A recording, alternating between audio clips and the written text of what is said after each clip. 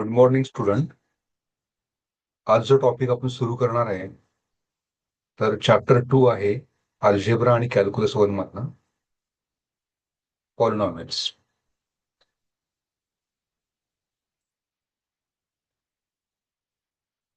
प्रथमतः आपण डेफिनेशन बघणार आहे की पॉलिनॉमियल म्हणजे काय. तर पॉलिनॉमियल काय आहे? An expression of the form, म्हणजे हे एक एक्सप्रेशन आहे of the form a naught x raise to n plus a one x raise to n minus one plus a two x raise to n minus two so on up to a n minus 1 x plus a, where a naught a1 up to an हे सगळे काय तर real numbers आहेत and are called a polynomial in the variable x. म्हणजे हे जे expression आहे याला आपण म्हणणार आहे it is a polynomial in the variable x.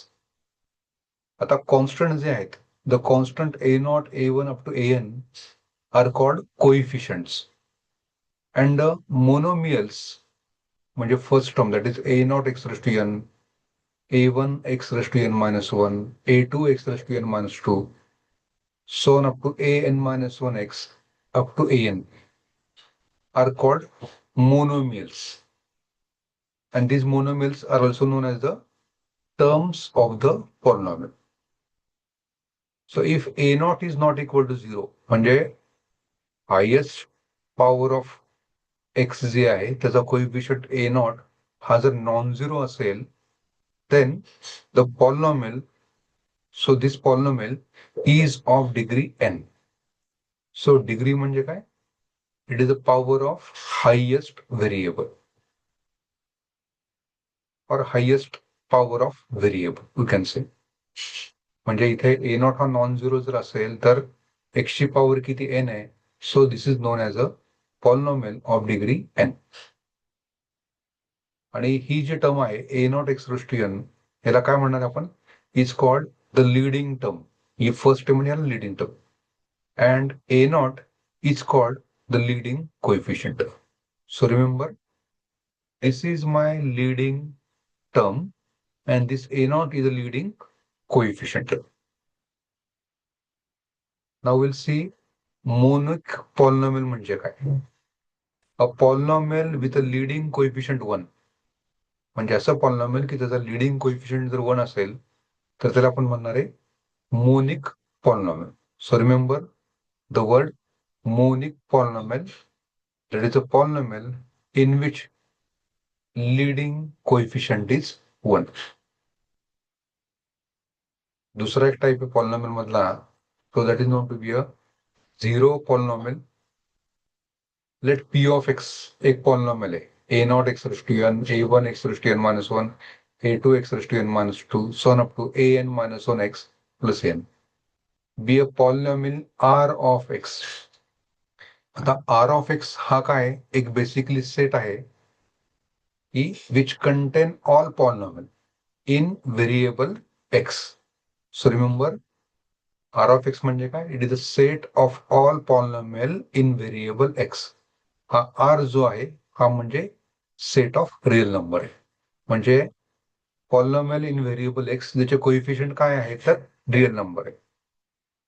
आता if ai equal to 0 for all i from 1 to n, म्हणजे a1 0 झाला, a2 0 झाला, an मायनस 1 0 झाला, an 0 झाला, तर टर्म काय राहिली फक्त आपल्याकडे a नॉट राहिलेली आहे.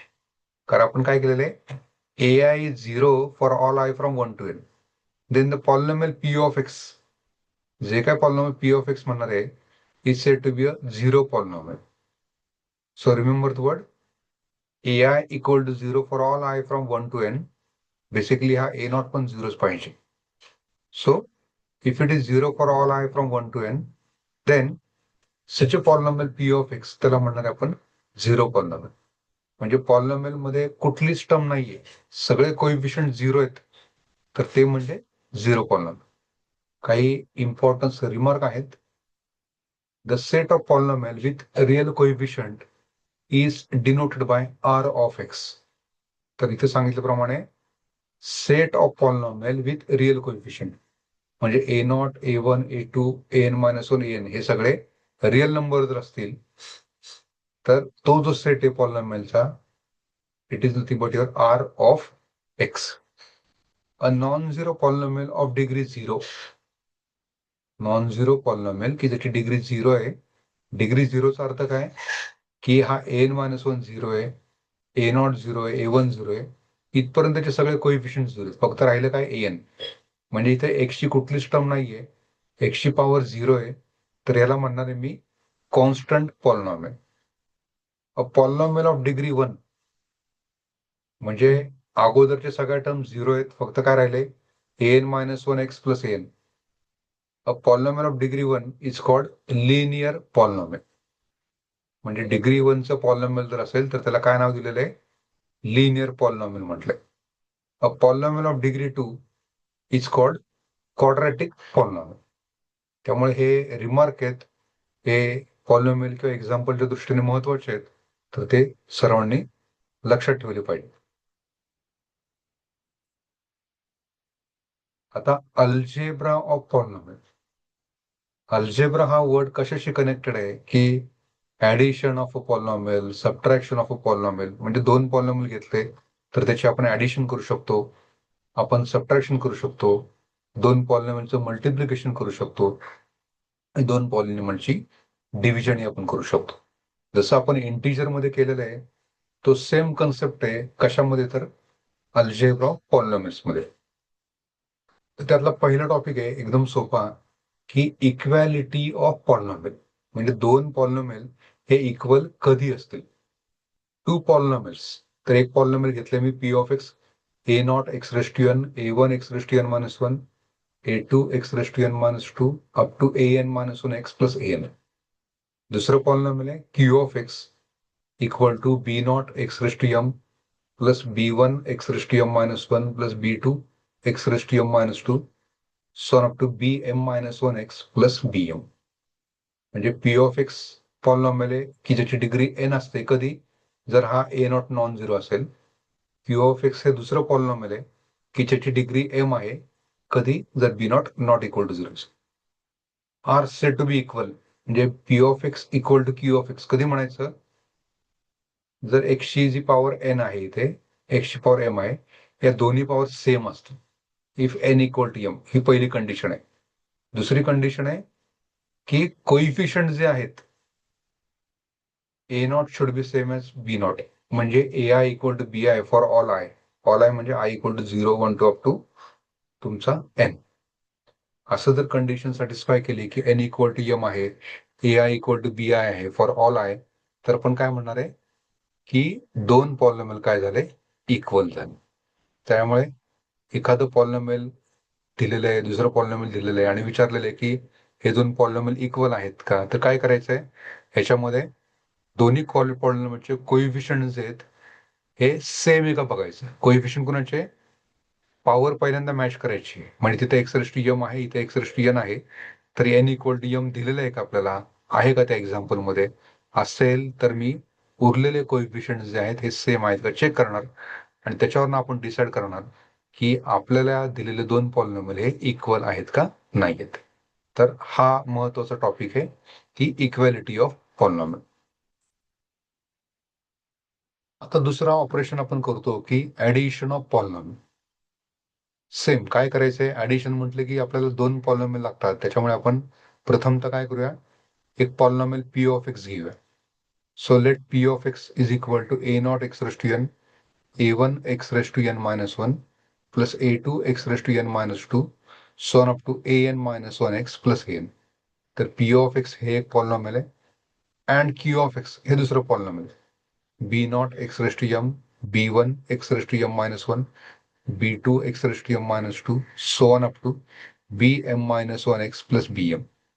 म्हणजे p of x एक पॉलिनॉमियल आहे, q of x हे दुसरं पॉलिनॉमियल आहे, b2 polynomials. Then addition of this two म्हणजे p of x आणि q of x ची addition. Then addition of this polynomial is given by p of x plus q of x लिहिणार मी left hand साईडला. Right hand साईडला काय करणार की आता मला ह्याची ऍडिशन करायची आहे टर्म बाय टर्म. तर काय केलं मी, c not x raise to k, आता इथे के कुठं आहे का तर नाहीये, plus c one x raise to k minus one म्हणजे ए नॉट बी नॉट साठी आपण सी नॉट घेतलेला आहे, A1 B1 जे काही टर्म असेल त्याबद्दल C1 घेतलेला आहे, A2 B2 यासारखे टर्म असेल तर आपण C2 घेतलेला आहे.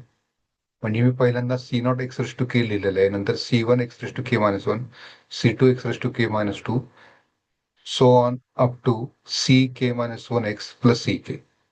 आता आपल्याला प्रश्न पडला असेल की सी नॉट म्हणजे काय मिळणार आहे, C2 म्हणजे काय, किंवा तुमचा सी के म्हणजे काय. तर सी आय म्हणजे काय, it is your a i plus b i. A i म्हणजे काय, कोइफिशियंट आहे. कुणाचा कोइफिशियंट आहे, तर x raise to n minus आयचा. बी आय म्हणजे काय, x raise to m minus आयचं कोइफिशियंट आहे. म्हणजे x raise to n minus आयचं coefficient, x raise to m minus आयचं कोइफिशियंट, हे तुमचे ए आय आणि बी आहे.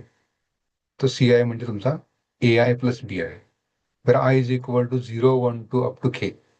आणि के काय घेतलाय, तर मी मॅक्सिमम घेतलाय कुणाचा, एम आणि एनचा. म्हणजे हायेस्ट पॉवर ऑफ एक्स बघायची पी ऑफ एक्स मध्ये, हायेस्ट पॉवर ऑफ एक्स बघायची क्यू ऑफ एक्स मध्ये, आणि एन आणि एम मध्ये जो मोठा आहे मॅक्सिमम, तर त्याला मी काय म्हणणार आहे, के. म्हणजे इथे एक्स स्क्वेअर असेल, इथे एक्स क्यूब असेल, तर 2 आणि 3 मध्ये मोठा कुठला तर 3 आहे, म्हणजे के इक्वल टू 3. म्हणजे मी पहिल्यांदा इथे c not x x cube plus C1 x raise to plus C2 x and so on up to तुमची टर्म काय, C3 इथपर्यंत तुमच्या टर्म आहे. जर तुमचा M2 आहे आणि N3 आहे, तर हायेस्ट की म्हणजे K3 जर असेल तर त्या प्रकारे तुमची ऍडिशन ऑफ पॉलिनॉमियल येणार. तेव्हा ऍडिशन मध्ये काय करायचंय, फक्त हायेस्ट पॉवरची टर्म जे आहे ती पहिल्यांदा लिहायची आहे, त्याच्यानंतर पॉवर कमी कमी करत जायचं. म्हणजे एक्स रेस टू 5 ची टर्म असेल पहिल्यांदा, तर पुढची टर्म तुमची एक्स रेस टू 4 ची असेल, त्याच्या पुढची टर्म एक्स क्यूब असेल, त्याच्या पुढची टर्म एक्स स्क्वेअर असेल, त्याच्या पुढची टर्म एक्स असेल, आणि शेवटची टर्म जी तुमचा कॉन्स्टंट असेल. अशा प्रकारे आपण काय करणार आहे, ऍडिशन ऑफ टू पॉलिनॉमियल आपण लिहिणार आहे. हे मी थेरी एक्सप्लेन करतोय, एक्झाम्पल करताना आपल्याला हीच मेथड जी आहे ती फॉलो करायची.